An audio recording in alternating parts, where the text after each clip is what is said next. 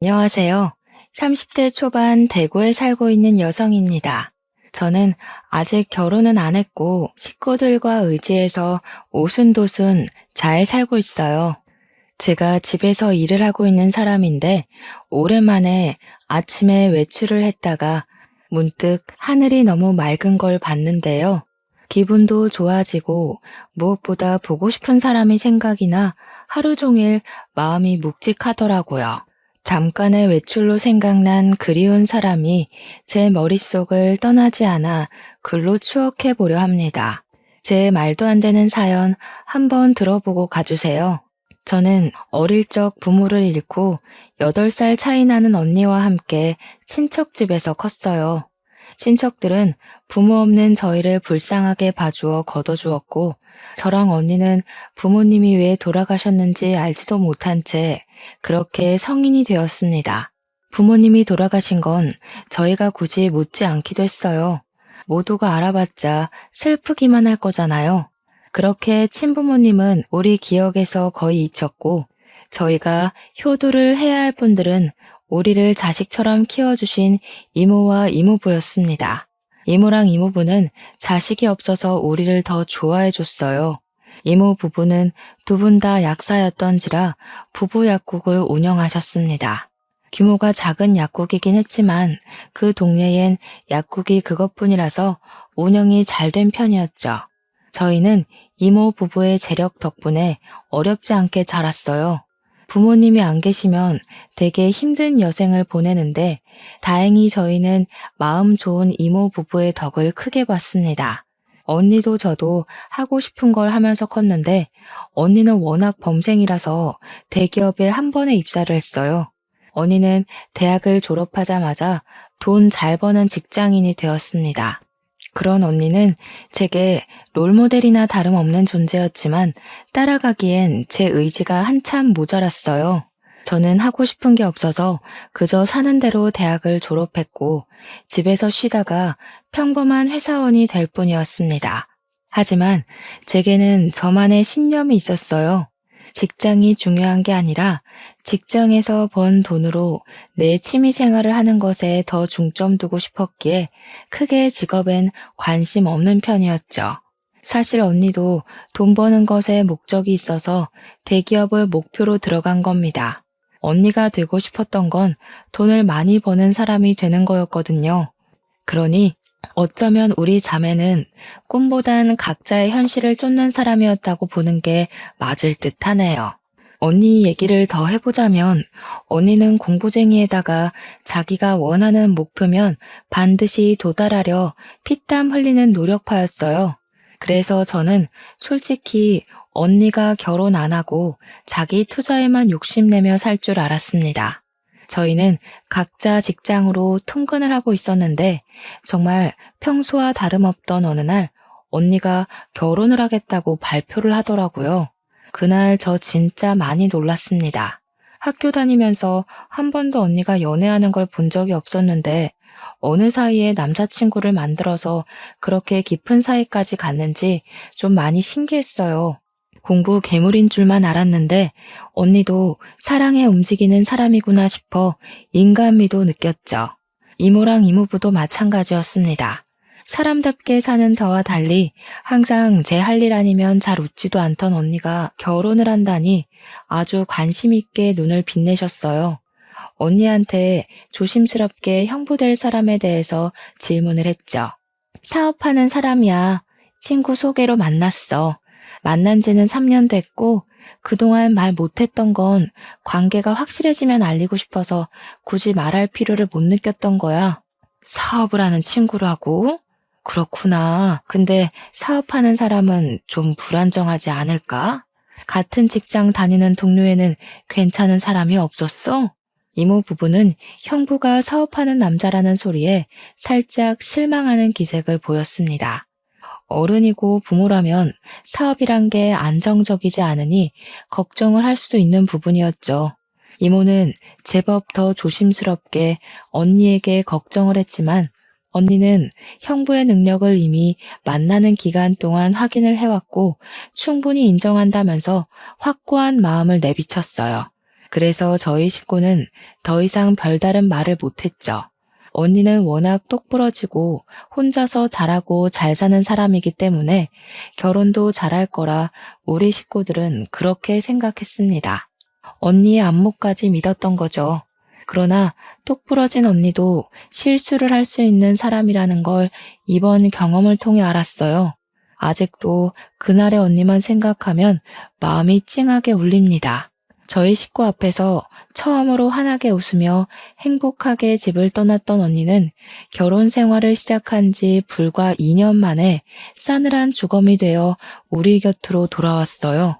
영안실에서 언니를 마지막으로 본 그때의 모습이 또 한 번 제 뇌리를 지나가네요.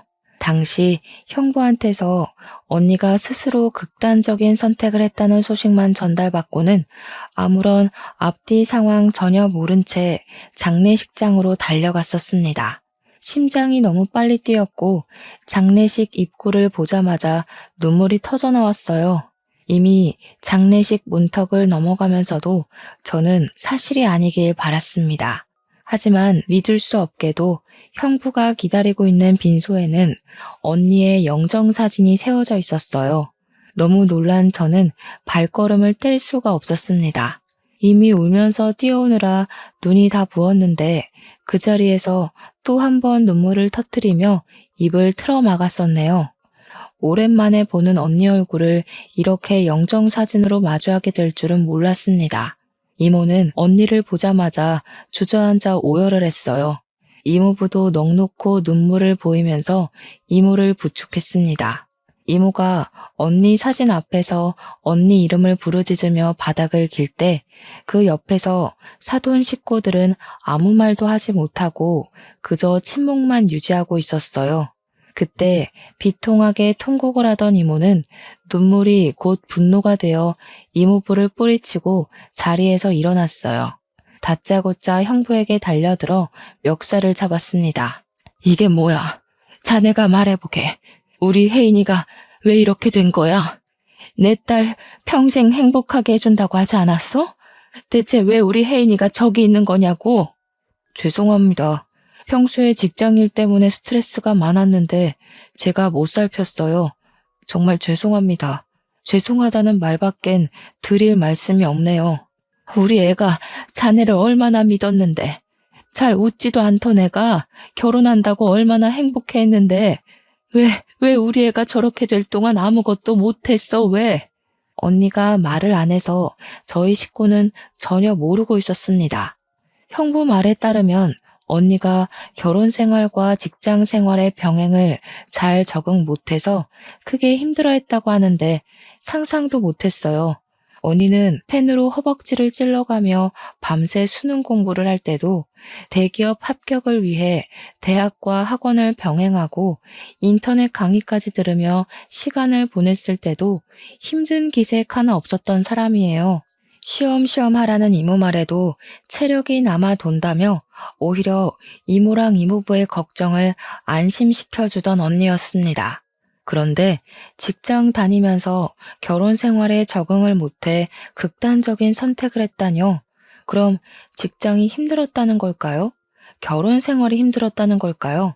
강철 언니를 무너뜨리려면 어떤 영역이 얼마나 힘든 강도였다는 걸까요?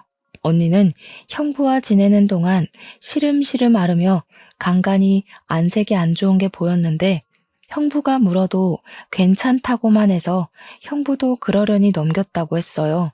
그러다 언니가 극단적 선택을 한 당일 주말 아침에 형부가 한 번 더 언니 안색을 걱정했고 병원 가자고 권유도 했다고 했습니다. 그때 언니는 그냥 아침 공기 좀 쐬고 오겠다고 집을 나갔을 뿐이고 그 이후 저녁까지 들어오지 않았다네요. 형부가 걱정이 돼서 뒤늦게 연락을 했지만 언니 폰이 집에 있다는 것도 그때쯤에 알았다고 했어요. 그래서 경찰에 신고를 했던 거고 언니가 주검이 되어 돌아왔다고 했습니다. 언니에게 그런 고충이 있는 줄도 모르고 그저 언니가 괜찮다고 하면 진짜 괜찮은 줄 알고 넘겼던 지난 과거까지 후회가 되었어요. 언니를 존경하기만 했지 단 한 번도 언니에게 위로를 줘야겠다는 생각은 못 해봤습니다. 제가 언니에 대한 관심이 부족해서 점점 시들어가는 언니를 일찍 발견해주지 못한 게 너무 미안했어요. 자라면서도 외롭게 공부랑 다투며 사람과의 추억도 제대로 못 쌓았던 우리 언니. 그런데 마지막 가는 순간까지도 누구 하나 손잡아주는 사람 없이 그렇게 홀로 쓸쓸히 갔네요. 하나밖에 없는 내 사랑하는 언니가 너무 불쌍해서 그날 빈소에서 참 많이 울었습니다. 사람이 울다가 죽을 수도 있다는 걸 느꼈을 만큼 고통스럽게 울었어요. 이모는 3일 내내 빈소를 떠나지 않고 자책을 했어요. 밥도 안 먹고 언니 사진만 바라보면서 자신이 조금 더 엄마처럼 품어줬다면 이렇게까지 슬픈 선택은 안 했을 텐데 하면서 끊임없이 죽은 언니한테 용서를 빌었습니다. 발인식이 오기까지 너무 짧은 시간이었어요. 사돈 어른들도 우리에게 면목이 없다면서 언니를 못 지켜줘서 미안하다고 하더군요. 올바른 애였으니까 좋은 곳에 갔을 거예요. 혜인이가 좀 똑똑한 아이입니까? 아마 그곳에 가서도 똑부러지게 잘 지내고 있을 거니 너무 자책은 하지 마셔요. 고맙습니다. 제가 너무 속상한 마음에 실언을 많이 했던 것 같은데 너그러운 마음으로 용서해 주세요. 그동안 우리의 좋게 봐주셨던 은혜 잊지 않을게요. 사돈 어른은 우리에게 언니 조의금이니까 자기네들은 손대지 않겠다고 선의를 베풀어 줬습니다. 그런 사돈 어른 마음에 고마워서 이모 부부는 같이 고생했는데 그럴 수가 있냐며 조의금에서 반을 내드렸어요. 그리고 사돈 댁과는 그렇게 연이 끊어질 줄 알았어요. 기회가 되면 웃는 얼굴로 다시 만나 밥 한 끼 정도 하자고만 하고 서로의 건강을 기원하며 작별 인사를 했습니다. 근데 언니가 죽고 일주일도 안 돼서 저희는 조금 당황스러운 사실을 직면하게 되었어요. 전혀 몰랐는데 언니 밑으로 빚이 수억이나 딸려 있다는 걸 알았습니다. 이모 부부도 너무 놀라서 이게 정말 언니 앞에 있는 빚이 맞는지 몇 번이나 확인을 했어요. 여보, 우리 혜인이가 이럴 애가 아닌데 어떻게 된 거지? 이렇게 무턱대고 돈을 빚낼 애가 아닌데 무슨 일 있었던 거 아닐까? 이상하긴 하다. 우리가 주는 용돈도 교재 사는 거 아니면 손도 안 대던 앤데 박서방은 뭐 아는 게 있으려나? 많이 이상했습니다. 이모 말대로 언니는 절대 빚을 낼 사람이 아니에요. 근데 대체 뭐가 아쉬워서 이렇게나 큰 돈을 빚냈던 걸까? 형부도 사업을 하고 있었고 언니도 대기업 팀장으로 승진해 돈도 더 많이 벌고 있었는데 말이죠. 또 집이 없는 것도 아니고 애가 있는 것도 아니었는데 대체 왜 이렇게 많은 빚을 낸 건지 아무리 고민해도 이해가 안 되었습니다. 언니가 워낙 자기 얘기를 안 하니까 이래저래 추측도 어려웠어요. 그러나 우리 식구가 몰랐던 고충이 있는 건 확실한 것 같더라고요. 단순히 직장과 결혼 생활 병행 때문만은 아닐 수도 있겠다 싶은 생각이 들었어요. 그래서 한날 제가 형부한테 전화를 걸었습니다. 형부, 언니가 직장 일이랑 결혼이랑 같이 감당하는 걸 힘들어했다고 했잖아요. 혹시 언니가 투잡 준비하고 있었어요? 언니 밑으로 빚이 13억이나 있더라고요. 알고 계셨나 해서요. 오, 그래? 몰랐는데? 세상에나 13억 적은 돈 아닌데 언제 그렇게 큰 돈을 빌렸지? 그것 때문에 그렇게 얼굴빛이 안 좋았구나. 아니, 어쩌다가 그렇게 많은 돈을 빚냈대? 모르겠어요. 저희 언니 워낙 돈 안 쓰는 거 형부도 알잖아요. 함부로 도전 같은 것도 안 하는 사람인데 어쩌다가 이런 건지. 일단 알겠어요. 형부도 뭐 들은 거 없다는 거네요. 제가 알아볼게요. 언니 사정을 걱정하는 것과 별개로 우선 저희 집은 그날로 언니 빚 때문에 집안이 파산나 버렸습니다. 이모 부부는 잘 되던 약국까지 팔아넘겨야 했고 갖고 있던 집값 높아서 집까지 팔아 빚을 메꿔야 했어요. 그 덕에 빚 반은 줄일 수 있었습니다. 이미 너무 많았던 빚은 반이 줄어도 생계에 위협될 만큼 많았어요. 이모 부부는 급하게라도 돈을 벌기 위해서 많은 나이에 남의 약국 밑에 들어가 일하게 되었습니다. 두 분 같이 하는 모습이 보기 좋았는데 돈 때문에 결국 뿔뿔이 흩어지게 된 거지요. 저 또한 어려워진 형편을 지켜만 볼 수는 없어서 퇴근하고 아르바이트를 뛰었어요. 이모 부부도 집에서 따로 부업을 하면서 저희 식구는 언니 빚을 해결하느라 24시간 부족한 삶을 살아야 했습니다.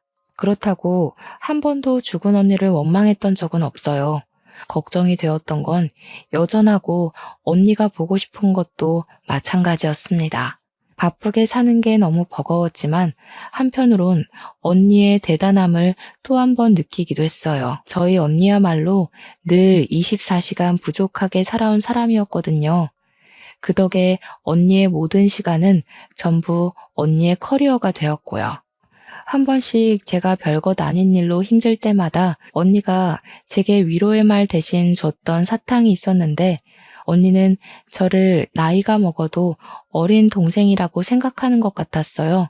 그게 다 늙어서는 그게 한 번씩 꼰대처럼 보여서 내가 앤 줄 아냐고 언니한테 틱틱거리기도 했는데 언니가 죽고 나니까 저는 나무였고 언니는 제게 숲이 되어준 든든한 존재였다는 걸 알겠더군요. 언니가 그렇게 떠나고 난 후 언니가 보고 싶어서 못 견딜 것 같아 언니 물건은 일체 건드리질 않았었는데요. 작은 집으로 이사를 오면서 포장해왔던 언니 물건이 제 방에 있었거든요. 차마 박스를 다시 열어보진 못하고 있었는데 그날은 한번 생각난 김에 열어봤어요. 언니가 제게 하나씩 줬던 사탕도 함에 들어있더군요. 그렇게 언니가 남겨두고 간 유품을 묵묵히 살펴보던 중 갑자기 생각난 게 있었어요. 언니 유품이 우리 집에만 있는 게 아니라 신혼집에도 있다는 것이 떠올랐습니다. 혹시 정리라도 해버렸을까봐 급히 형부한테 연락을 넣었는데 형부가 전화를 안 받더라고요. 그래서 그냥 바로 집을 찾아갔어요. 다행히 형부는 이사를 안 간 것 같았습니다. 제가 아파트로 들어가기 전 형부를 봤거든요. 형부는 벤치 흡연구역에 앉아서 흡연 중이었습니다. 근무 시간인 줄 알았는데 그날은 쉬는 날이었는지 대낮에 형부가 운동복 바람으로 앉아 있더라고요. 근데 왜 제 전화를 안 받았는지는 모르겠네요. 일단 저는 다가가서 형부를 부르려고 했어요. 가까이 가니까 형부가 누구랑 통화를 하고 있길래 걸음소리를 줄였습니다. 이번에는 실패 안 해. 그렇게 불안하면 엄마가 또 여자 하나 소개해 주던가. 이번이 마지막이니까 한 5, 6억만 있으면 될 것 같은데. 엄마가 한번 찾아볼게. 요즘 사별하고 재혼하는 사람도 많더라. 순진한 애들로 알아봐 주긴 할 건데 그렇다고 마음 가볍게 먹지 마. 남의 등 처먹는 게 어디 쉬운 일인 줄 아니? 지금 봐라. 괜히 애가 죽어버려선 우리 다 좌불안석이었잖아. 내가 진짜 그땐 숨 막혀 죽는 줄 알았다. 다음 여자는 안 죽게 할게. 한 번 당했으니까 두 번 실수는 안 하지. 근데 좀 많이 멍청한 애로 부탁해. 여자가 똑똑하니까 너무 피곤하더라. 알았어. 근데 엄마가 시킨 건 했어? 혜인이 신분증이랑 도장 불태우라고 했잖아. 갖고 있으면 발목 잡혀. 마땅한 장소 못 찾겠으면 엄마한테 말해라. 어디 절에 가서 태워버리게. 듣고 저는 꼼짝도 못했습니다. 대체 이게 무슨 소리일까 생각 많이 했어요. 하지만 도통 제 상식으론 당장 결론 내릴 수 있을 만한 발언들이 아니었습니다. 저는 결국 형부에게 달려들려다 말고 급히 숨어버렸어요. 그렇게 통화는 그냥 그대로 끝이 났는데 제가 나무 뒤에 숨는 바람에 형부가 혼잣말로 중얼거리는 것까지 듣고 말았는데요. 아, 겁나 똑똑한 년. 나 난감하게 만들려고 머리 많이 썼네. 아니지, 멍청한 건가? 지네 가족 거짓골로 할 것까진 생각 못한 거 보면. 형부는 혼자 낄낄대더니 담배를 끄고 다시 집으로 올라갔습니다. 이전에도 언니 죽음에 뭔가 의문이 있다고 생각은 했으나 알아내지 못했었어요. 그런데 형부 통화를 듣고 나서 그 부분에 대해 100% 확신이 들더군요. 왠지 그런 형부 모습을 동영상으로 찍길 잘했다는 생각을 하면서 저는 언니 유품 정리는 일단 뒤로 하고 그대로 집으로 돌아왔어요. 그렇게 방구석에 박혀 있는데 내내 형부랑 안싸돈의 목소리가 제 기분을 찝찝하게 만들었습니다. 저는 결국 다시 언니 유품을 핑계로 형부 집을 찾았어요. 다시 찾은 그 집은 이전과는 다른 용기를 갖고 가야 했습니다. 초인종을 누르기까지 너무 두려웠어요. 그 통화만으로는 우리 언니가 죽은 게 형부랑 관련이 있는 것 같은데 확실한 사실은 잘 모르지만 형부란 존재가 그때부터 좀 공포로 느껴지더라고요. 최대한 표정 관리하고 초인종을 눌렀더니 평소 제게 친절했던 형부가 나왔습니다. 이렇게 저를 반갑게 맞이해주던 형부가 언니에게 무서운 짓을 한 사람이라고 하기엔 너무 매칭이 안 되었어요. 저는 형부에게 미리 언니 유품 때문에 들릴 거라고 얘기를 했었기 때문에 별다른 설명은 붙이지 않고 들어섰습니다. 형부, 요즘 식사는 잘해요? 그래도 와이프가 그렇게 됐는데 입맛 없을 거잖아요. 저희 집도 아직 언니 생각 때문에 계속 마음이 안 좋거든요. 그렇지, 아무래도. 내가 처제 언니 많이 좋아했던 거 알잖아. 아참, 나 일 있다. 밥 한 끼 같이 하면 좋은데 미안해. 챙길 거 잘 챙겨가고 다음에 또 보자. 형부는 뭐 책 잡힐 것 같기라도 했는지 갑자기 일이 있다는 핑계를 댔습니다. 그리곤 도망치듯 집을 나가버렸죠. 그 행동이 수상해 붙잡고 싶었던 걸 겨우 참았어요. 오히려 그때는 형부가 곁에 없는 게 나았으니까요. 저는 그때부터 언니의 필요한 물건만 빼내면서 은근히 집을 뒤졌습니다. 다행히도 형부가 언니 물건에는 아직 손을 안 댄 것 같았어요. 아예 안방을 쓰질 않는 건지 썰렁하기도 했습니다. 이곳저곳 돌아다녔던 저는 옷장을 뒤지다가 뭐 하나를 발견했어요. 그건 언니가 늘 습관처럼 쓰던 가계부였죠. 그런데요, 제가 그걸 펼쳐봤다가 아주 당황스러운 걸 목격했지 뭡니까? 언니 가계부에 결혼 생활을 시작하고 2개월부터 해서 언니 죽음 직전까지 정신병원 방문 기록이 적혀 있더라고요. 그리고 그 페이지들 사이에는 우울증 진단서까지 꽂혀 있었습니다. 형부 말대로 직장과 결혼 생활 병행이 힘들어서 그랬던 걸까요? 대체 무슨 일을 겪었길래 병원을 갔을 정도로 정신질환까지 앓았던 걸까요? 그렇잖아도 언니 죽음에 의심을 품고 있는데 언니의 사망 당월 페이지에 남편과 사돈댁이 죽이고 싶게 밉다는 짧은 문구까지 적혀 있는 걸 보고 또 형부의 통화 내용이 떠올랐습니다. 이거 이대로 넘어가면 안 될 일이구나를 직감했어요. 저는 일단 언니 병원 진단서에 적혀 있는 병원을 찾아갔습니다. 그리고 언니랑 상담했던 의사를 찾았죠. 의사에게 언니의 사망 소식을 알리자 참담한 표정을 지으며 많이 속상해 하더라고요. 도대체 언니가 결혼이랑 직장 때문에 얼마나 힘들어했던 거예요? 어느 부분에서 힘들었대요? 꼭 좀 말씀해 주세요. 아무래도 저희 언니가 직장이랑 결혼 힘들다고 그렇게 갈 사람은 아닌 것 같아서요. 그게 무슨 소리예요? 혜인 씨가 그렇게 말씀하시던가요? 아니요, 형부한테서 들었어요. 사돈 쪽에서 전부 언니가 그렇게 갔다고 얘기해줬거든요. 역시 아닌 거죠? 도대체 언니한테 무슨 일이 있었던 거예요? 제 입에서 형부 소리가 나가니 의사가 얼굴색이 싹 변하면서 사색을 표현했습니다. 그러면서 의사가 아무래도 확실히 우리 언니가 억울하게 생을 마감한 것 같다고 솔직하게 있었던 일들을 말해주었는데요. 그 내용은 너무나도 충격적이었고 다시금 떠나간 언니를 떠올리게 했습니다. 그리고 그 자리에서 저를 또 울게 만들었죠. 의사 말은 이랬습니다.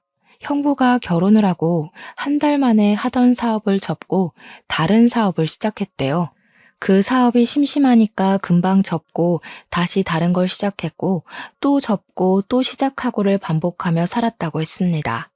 어떻게 형부가 돈 많이 드는 사업을 금방 하고 금방 접고 할 수 있었냐 하면 이게 바로 저희 언니 죽음과 관련이 되어요. 형부가 언니 몰래 언니 이름을 달고 돈을 빌렸기 때문이었죠. 하지만 똑똑한 언니한테 형부는 머지않아 그 사실을 바로 들켰다고 했습니다. 근데 언니가 그걸 그냥 넘어갔대요. 그 돈이 무려 15억이나 되었다고 하셨습니다. 그러니까 형부가 철딱선이 없는 애처럼 이런저런 사업에 손 담가볼 때 언니 혼자서만 집안 생활비부터 형부가 달아놓은 빚을 대신 갚아갔다는 겁니다.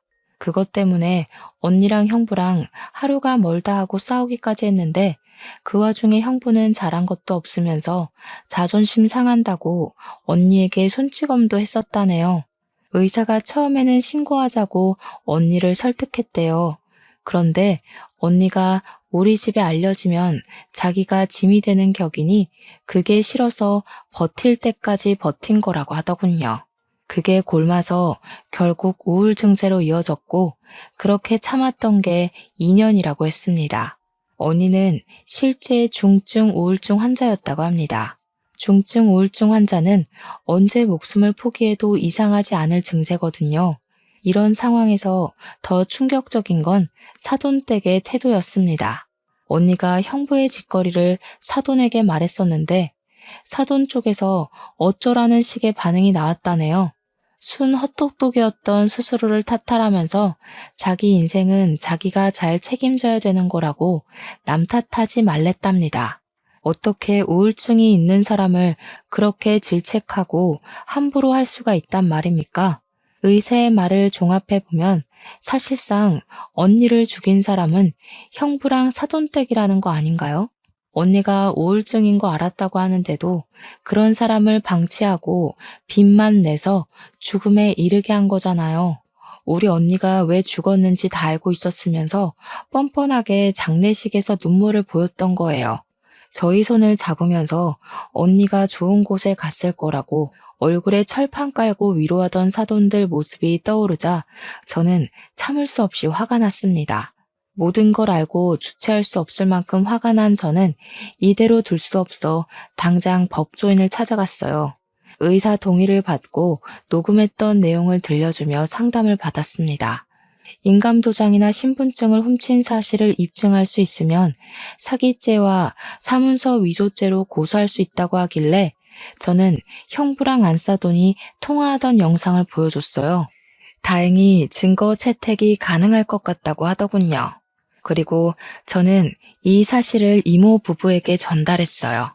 이모 부부도 저처럼 꽤나 충격 먹으면서 머리 끝까지 화를 냈고 불쌍한 우리 언니가 생각나 눈물을 보였습니다. 내가 이놈들 싹 다 죽여놓을 거야. 어떻게 사람이 그렇게까지 버러지 같을 수가 있어? 그래놓고 우리 딸 조의금까지 받아가? 우리 혜인이 어떡하니? 불쌍해서 어떡해?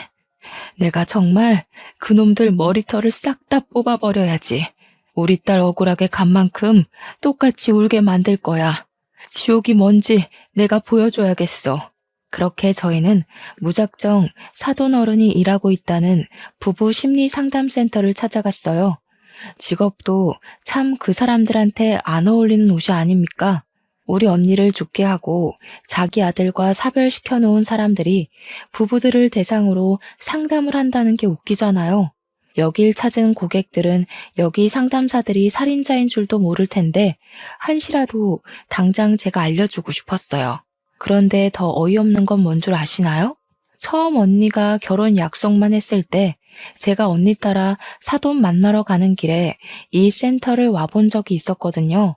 그때는 딱 봐도 운영하기 힘든 만큼 센터 사정이 어려워 보였어요. 근데 다시 찾아간 센터는 그새 좋은 곳으로 이전을 하고 리모델링까지 했더라고요. 완전 TV에 나와도 될 만큼 고급지게 바뀐 거 아니겠어요? 남의 집 초상 내놓고 자기네들은 기다렸다는 듯이 살림을 피다니 너무 안 봐도 비디오인 수준이었습니다. 사돈댁이 원래 우리 집보다 형편 안 좋았거든요. 저희는 약국하던 집안이라 부유했으나 형부네는 형부가 사업을 한다고 했는데도 저희보다 어려웠어요. 형부 집안 배경은 기본적으로 평민보다 못한 수준밖에 안 되었던 걸로 압니다. 그래서 사돈댁 센터는 인터넷에 검색도 안 될 만큼 팔이 날렸었거든요. 제가 그때 사돈 사업장이라고 알려주는 언니의 말을 듣고 잠깐 결혼을 고심해보라 슬쩍 말을 던져보기도 했는데요.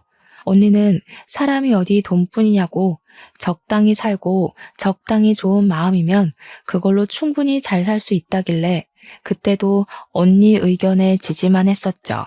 지금 생각해보면 좀 더 고집해서 말려줄 걸 그랬습니다. 아니, 완전 진상을 부리면서 언니에게 매달렸을 걸 그랬어요. 어쨌든 그렇게나 쪼들렸던 사람이 갑자기 이렇게 사업을 일으킬 만한 돈이 어디 있었겠습니까? 더군다나 형부도 사업을 그 모양 그 꼴나고 있었잖아요. 사돈 어른들이 형부한테 돈을 받았을 리는 없고 당연히 돈 나올 곳은 한 곳밖에 없지 않겠어요? 바로 우리 언니겠죠. 우리 언니 목숨을 앗아간 돈으로 지네들 밥줄이나 키우고 있었다는 게 너무나 열이 받았어요. 그 사실까지 알고 그 센터를 찾아갔기 때문에 이모부는 센터의 번지르르한 입구를 보고 더 화가 났고 문 옆으로 세워진 화분을 전부 발길질에 깨트려 버렸습니다. 무작정 안으로 들어갔더니 직원이 바깥 소란을 알고 당황해서 무슨 일이냐고 저희를 막더군요. 살인미수죄 공모로 같이 조사받고 싶지 않으면 비키세요. 그리고 지금부터 그쪽들이 모시는 상사 수준이 어떤지 잘 보시고 하루빨리 이직하시는 게 좋으실 겁니다. 오늘부로 여기 문 닫을 거거든요.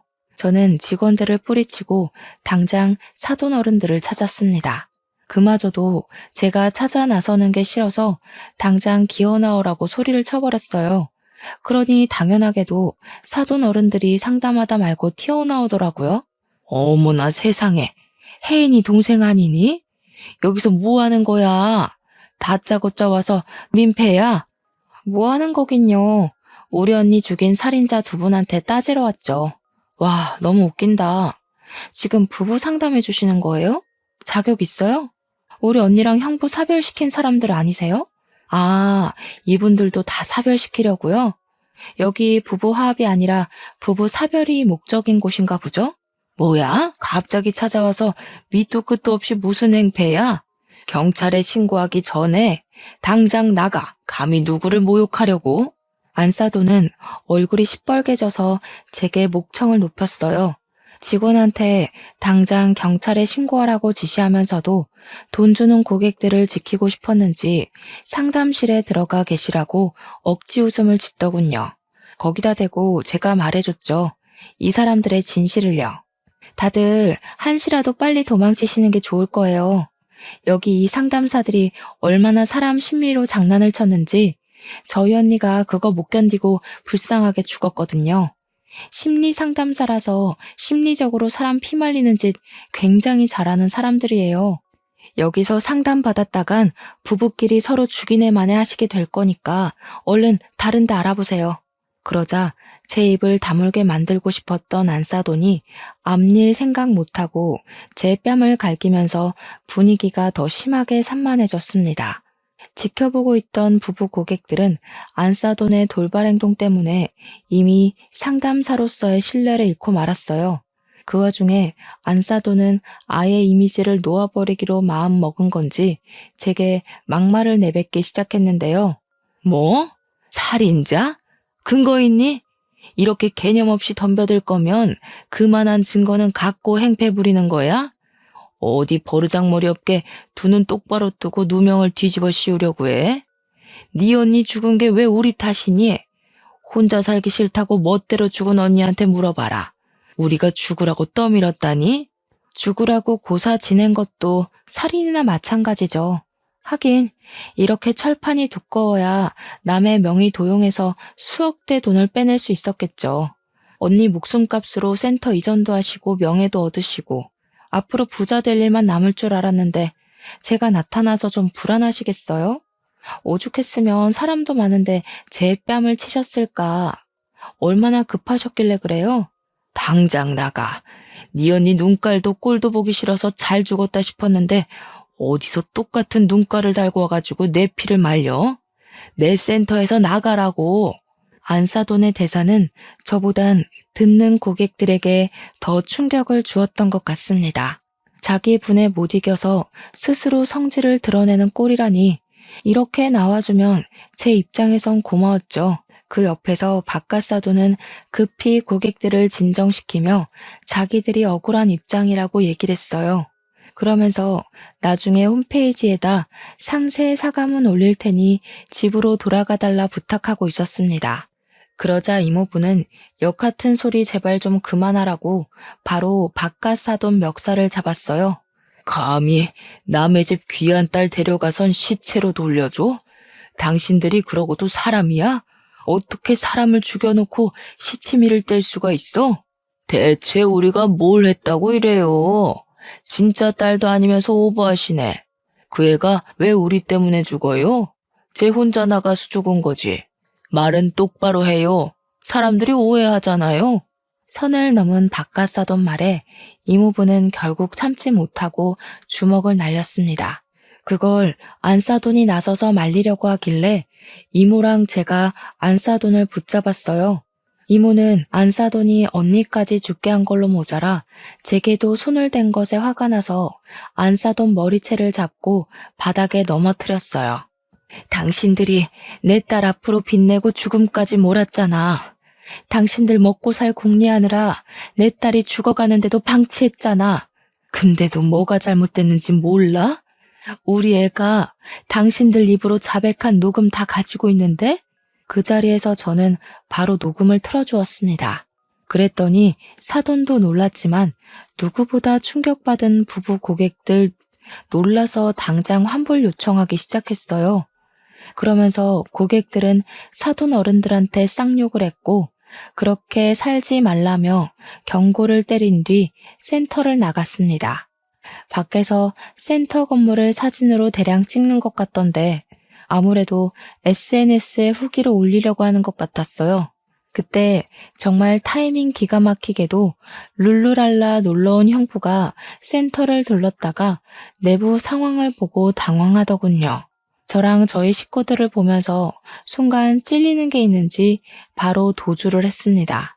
저 사람이 우리 언니한테 가장 큰 가해자였을 텐데 이대로 놓칠 수가 있나요? 저는 형부를 잡기 위해 곧장 쫓아갔어요.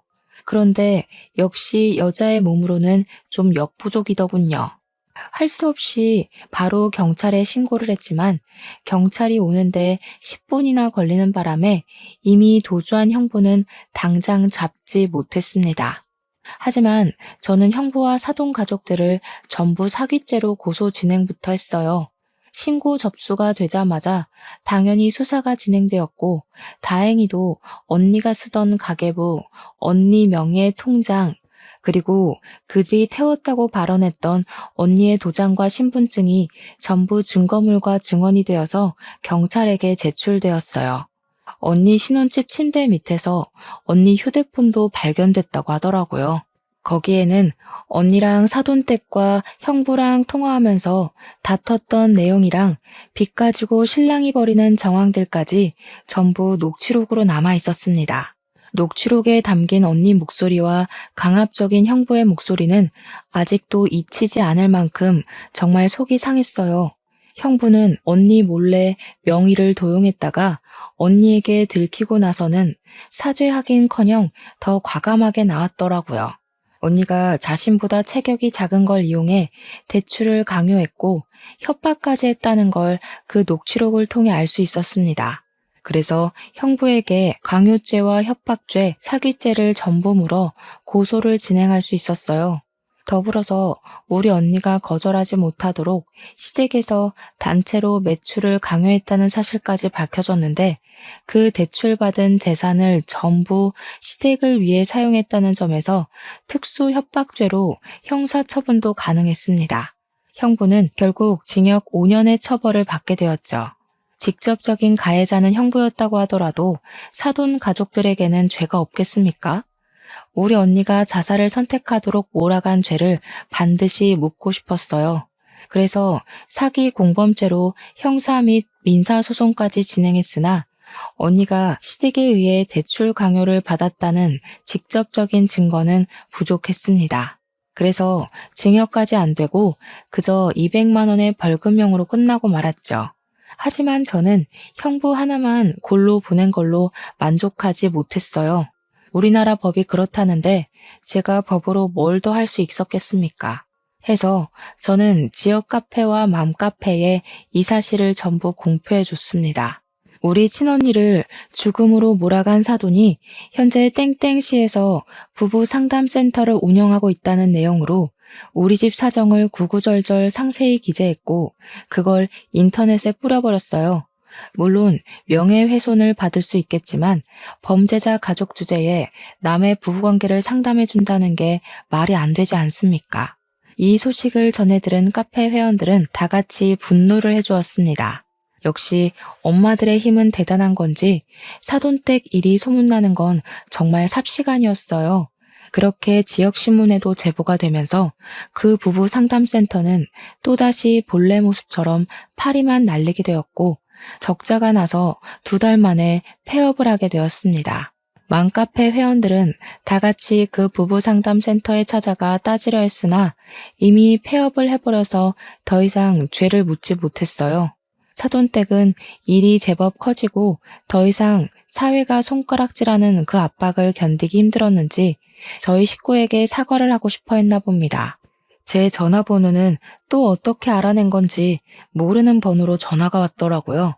저는 그게 사돈댁인 줄도 모르고 받았더니 그 카랑카랑한 목소리로 제 뺨을 치던 아줌마라서 그냥 끊어버리려고 했거든요. 아니 아가씨, 잠깐만 내 말 좀 들어봐요. 우리가 꼭 아가씨랑 사돈댁한테 이 말을 해야 될 것 같아서 애타게 찾았어요. 미안해요. 혜인이 일은 우리가 평생 사죄하면서 살게요. 그러니까 제발 우리 좀 용서해줘요. 요즘 이상한 방송국까지 찾아와서 집 밖도 못 나가고 있어요.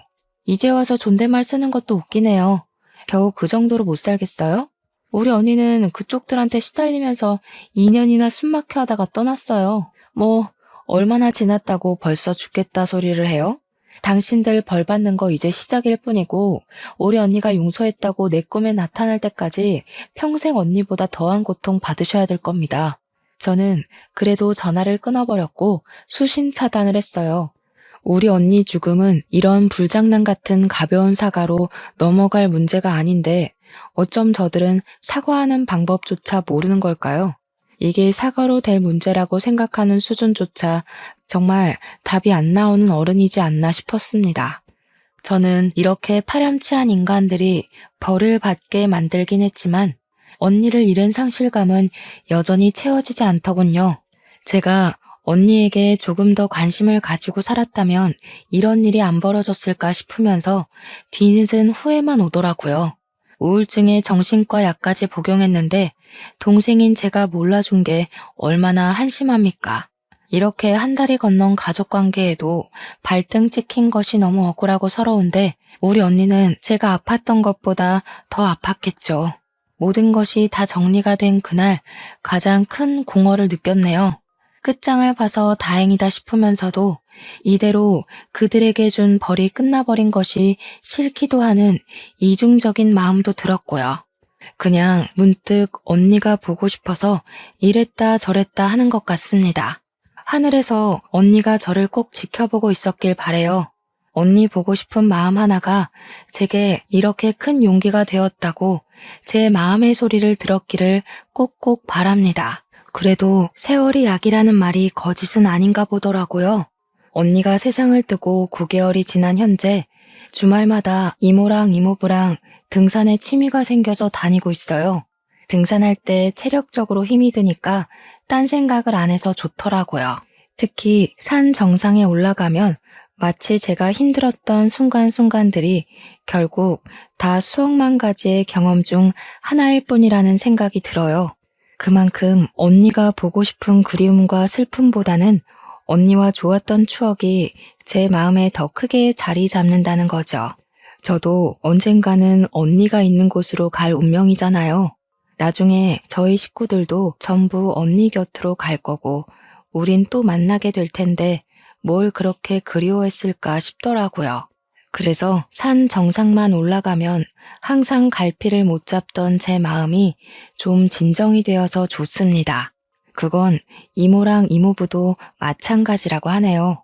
여러분들은 꼭 결혼한 형제자매가 있다면 옆에서 끊임없는 대화를 해줌으로써 우리 언니 같은 불상사가 일어나지 않도록 잘 대처했으면 해요. 속상하게도 가족의 소중함은 이들이 떠나야만 더 크게 느껴지지만 우리가 끊임없이 되새긴다면 충분히 후회되지 않게 표현할 수 있다고 생각합니다.